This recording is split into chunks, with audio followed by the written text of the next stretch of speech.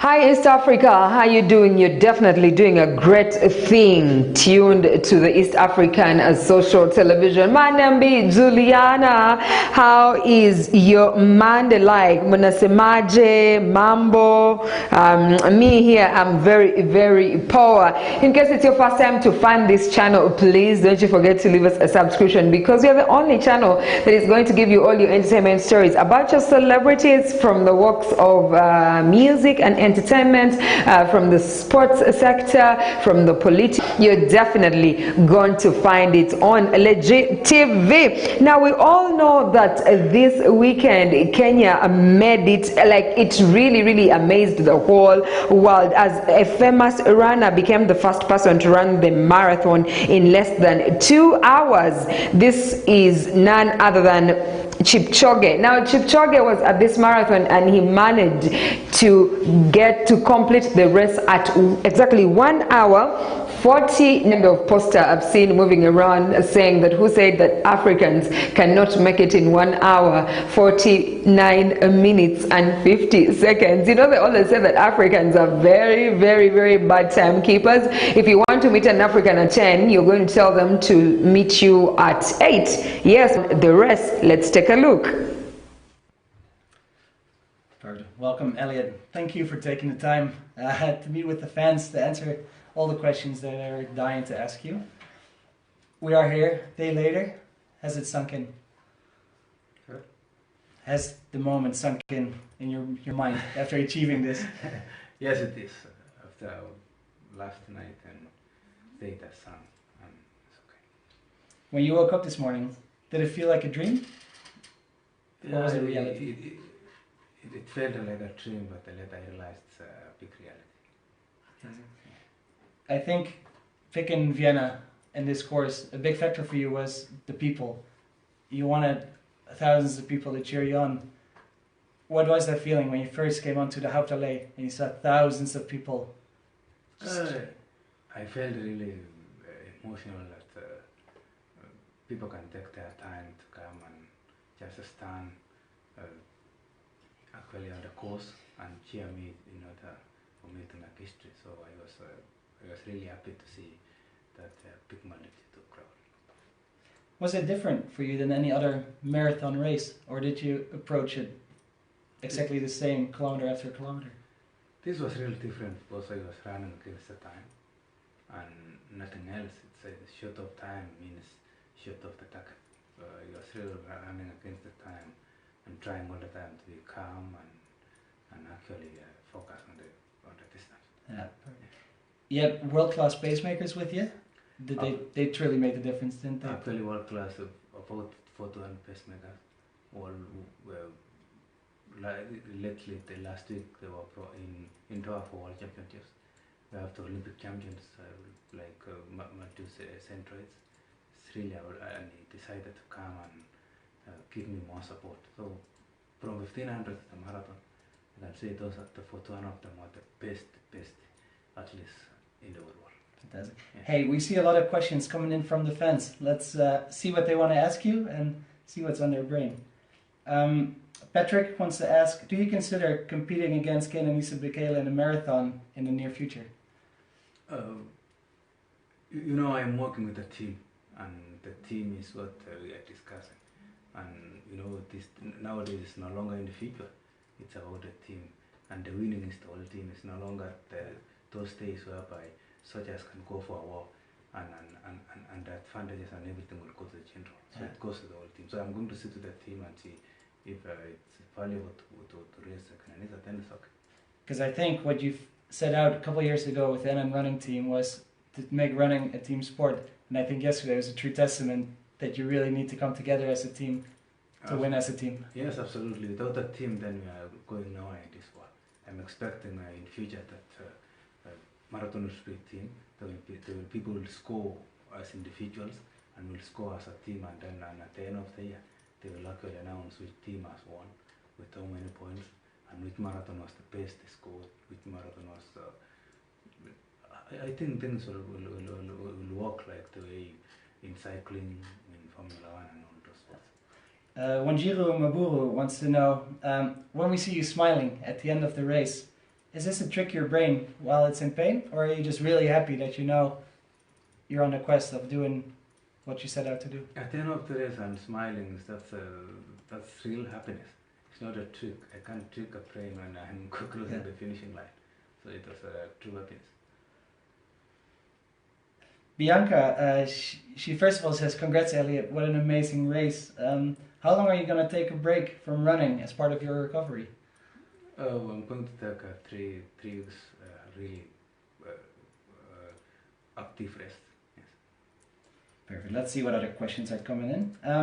Cass wants to know, what meal does one consume after such a feat? Sir?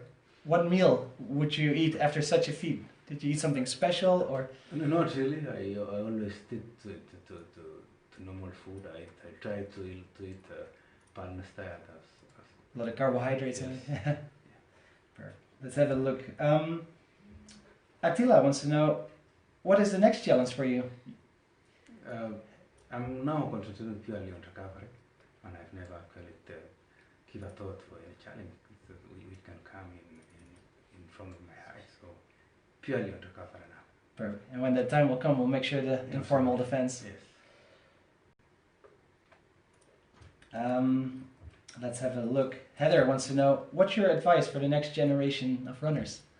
My advice is to believe on themselves, treat sport as a profession, and actually dedication, love the sport, and all will be well. Let us build this sport in a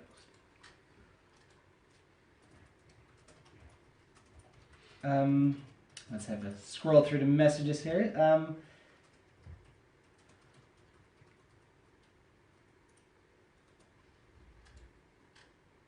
Jose Mascaro wants to know, first of all, congratulations, Elliot. Do you have a mantra you say to yourself while running? Do you talk to yourself? I normally tell myself I will do it, but I don't meditate. But I actually talk myself. I have my small voices. Yes. Yeah. And I respect them. We're actually getting a lot of questions from a lot of fans wondering if you're going to be competing in the Olympics. Is that something on your mind, or is that too early to tell? It's too early to tell. But as a reigning champion, I'm sure we'll have a special spot in your heart. Yes. Are you planning to run a full marathon again after India's 159 challenge? I always say I've never actually announced anything that I will no longer run, but I'm going to recover. After I recover, and then I will decide which marathon or which race to run. As the greatest of all time, a lot of people want to know, can you give us some advice in people that just picked up running? What should they focus on? Of course, you're at the top of your game, but a lot of people you're inspiring now will pick up running for the first time ever. If you are picking up, my advice is just even try to walk and try to finish that distance that you are saying you want to run. If you want to run 10 kilometers, be it slow, be it moderate, be it even walking, just to finish the distance that you have decided. So it's not about the distance, it's about that you actually go running. Absolutely, yes. It's about waking up, going out of your door, and just finishing. If it's 2 kilometers, just finish 2 kilometers, come to your house, do other things and go. Abdullah wants to know, what is the one lesson that you took away from Monza that helped you this time around in breaking the 2-hour marathon? It's I got a rich experience of believing on myself. It gave you the confidence that you knew it could be done.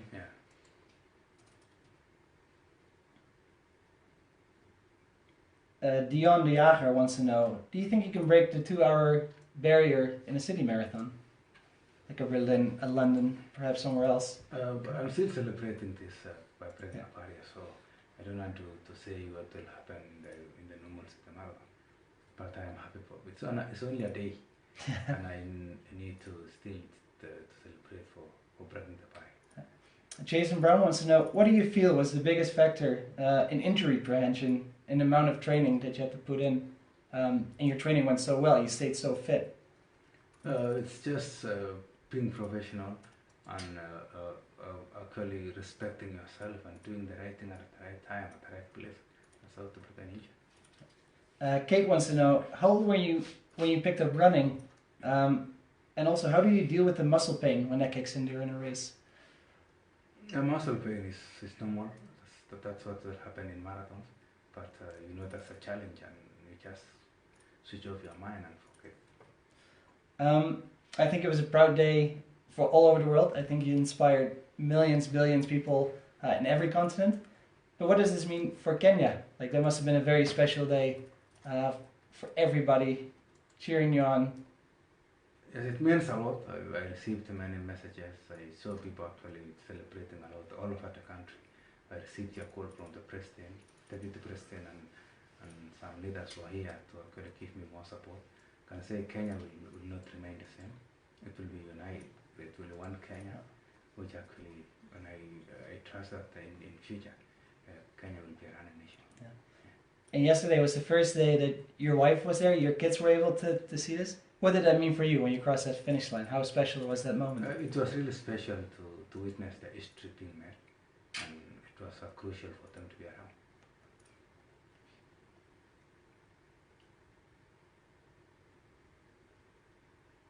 Are you aware, Michel, are you aware that you're such an inspiration for amateur runners? I'm not aware, but if that is what's happening, then I'm really happy for them for actually getting inspired through me and picking up there. Would you say that's one of the biggest motivations to keep pushing your limits and help you? Absolutely, yes. That's why I'm running, is to inspire as many as possible in this world. Perfect. Let's have a look at some of the other questions. Sandra wants to know, do you get nervous before a challenge like this? Absolutely, yes. I got nervous, and nervousness is what it's normal in every sport. And you probably also need to be a little nervous if you want to have the top level performances. Yes. Yeah. Ior wants to know, you're such an inspiration. I've been to Vienna to see you live, breaking the 2-hour marathon yesterday. My question is, what do you focus on when you feel like reaching the limits that you set out?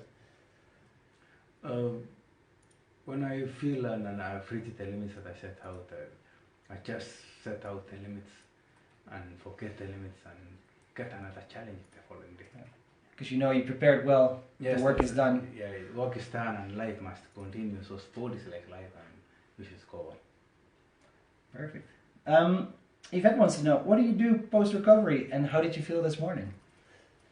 I just relax, take a ice bath and take massage and relax for my muscles to feel recover. Fantastic. Jess wants to know, how are you so disciplined in terms of getting up, your trainings, all the hours you put in, the rest you take, the nutrition, your eating patterns? What allows you to be so dedicated? Personally, I walk the talk. What I am saying is what I am walking. And I'm trying as much as possible to do what I have said in my mouth. Fantastic. Hey, Elliot, thank you so much for your time. We're going to ask 3 more questions. So let me see what the fans are sending us. Let's have a look here. CBR wants to know, did you actually do a trial run of the Vienna route before the actual race? Or do you simulate it in trainings back in Kenya? Our system is different. We really concentrate on training, not actually we don't do anything else which is not training. We trust in our trainings, and our trainings are really taking us far. Tumi-san has a good question. Is there any other challenge, but also in life, that you hope to achieve still? So not just in sports. Do you have other challenges already on the horizon? My challenge now is to actually sell my idea. No human is limited, and the selling the idea is not going around. It happens in everybody's mind. It's in your mind. It's my mind that you need to not to believe in limits. That's the next challenge. Perfect. Hey, and as a final question, Elliot, what can you say about the people that were cheering you on in Vienna? I want to say actually many thanks for those who cheered me through live, through Facebook, through YouTube, those who follow through Instagram, those who follow through Twitter, and those who watch in their televisions in their houses or in the streets. I want to actually pass my heartfelt gratitude. Well, thank you so much for taking the time for speaking with us today, and thank you for inspiring us with everything you do.